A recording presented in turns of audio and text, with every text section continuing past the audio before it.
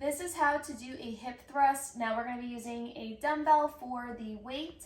And if I'm going to do this at home, what I'm going to use for my elevated surface is a couch or an ottoman. But if I'm at the gym, I might use an 18-inch box or the bench, okay? So obviously if you're using the bench, go ahead and make it a flat bench.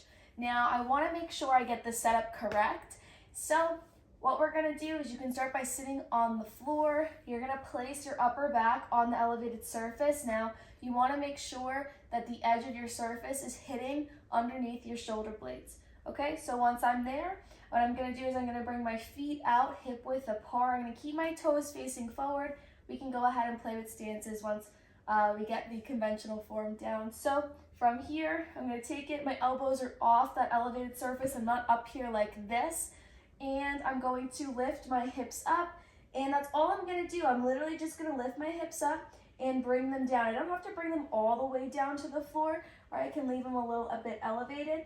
But what I want to do is I want to tuck my chin in, and I want to look straight ahead. I don't want to look up at the ceiling. So my chin is tucked in, and from here and up, I'm not moving at all. Notice it's just coming from my hips. So hips down, hips up. I'm scooping my butt and really squeezing my glutes at the top, okay?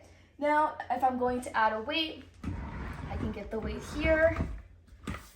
I can also use a barbell for this as well. So again, shoulder blades are on, and I'm gonna lift up, looking straight ahead the whole time, hips down, hips up. You wanna make sure you're not doing this, okay? This is a lot of lower back here. So to take that lower back out, we wanna keep that core engaged even at the bottom of the movement, and just push with the heels and squeeze all the way up, okay?